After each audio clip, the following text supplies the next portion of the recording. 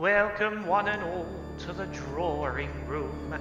I am Madame Zostra, and I shall now commune with the spirits to reveal the identity of the murderer. Now this is a delicate science, so I will appreciate your silence whilst I work. Ask again later.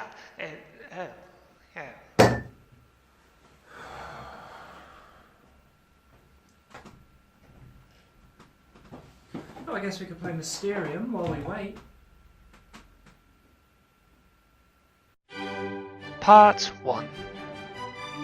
The Rules.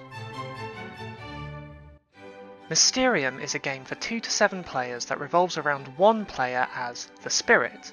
This player, the Spirit, cannot talk and can only communicate through providing each player a dream. The dream consists of an abstract piece of artwork that the players then have to interpret. Upon successfully identifying the person, location and object that are linked to the murdered spirit, the gang gets back together one last time to enjoy one final dream, wherein the true killer's identity is revealed.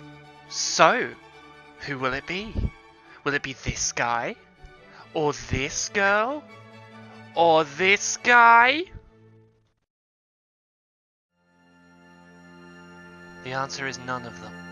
This is the part of the game where players stop and realise that the real murderer was the chef the whole time, because he's a creepy and if he didn't commit this one, he's guilty of something.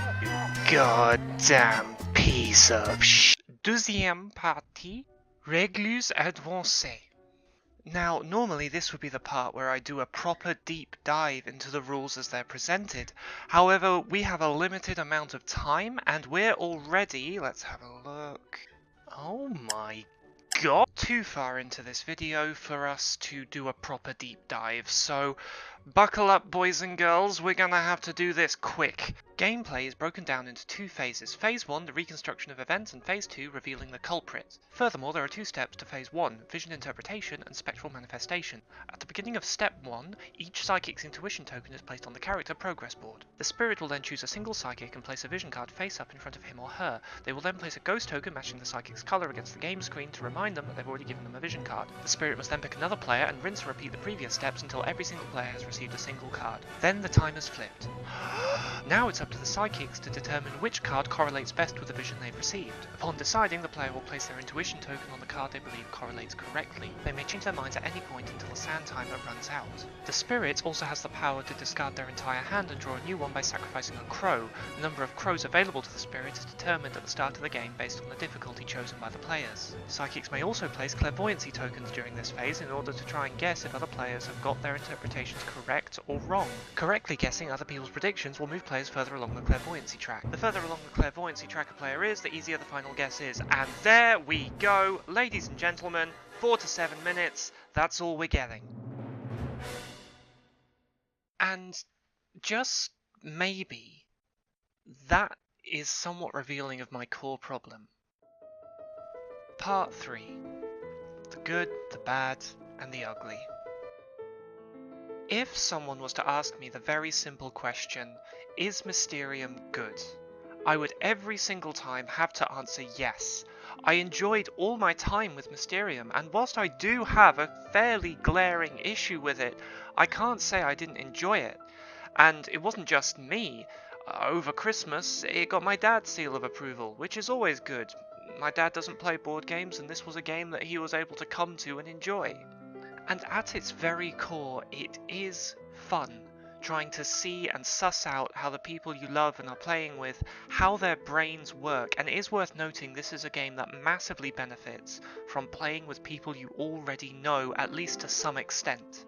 Half the fun of the game is trying to work out exactly what your friend who can no longer communicate is trying to get at simply through the artwork, which is something that's a lot more engaging if you know how they think.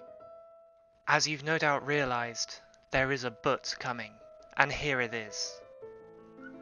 But the closer to the rules you stick, the less fun you have, or at least that was my experience. Perhaps your mileage may vary, But I personally found that there was no system beyond the core gameplay that the game threw at me which actually enhanced my enjoyment of the game. It feels over-designed, almost. Like the designers were terrified that people would look at their game and go, oh, that's barely a game at all you do is guess the pictures, and they felt that they had to keep throwing things at the players to keep it gamified. Not to mention the fact that every single function in the game has some token assigned to it. It's like the designers were terrified you'd forget who you've given cards to, so there needs to be a little token to remind you of exactly that. It's not the worst problem in the world for a game to have, but it just makes the whole experience feel lethargic. And when I have a better experience with a game by just ignoring half the rules, I don't know how much I can chalk that up to a positive thing. Part 4. Conclusion. Mysterium is over-designed, but still manages to be fun at its core. It's a great game to play with friends, and is even better with a bottle of wine. And as we all know, the game isn't improved by a bottle of wine. Why even bother making it? Oh jeez, I've not packed up the game yet. Oh god.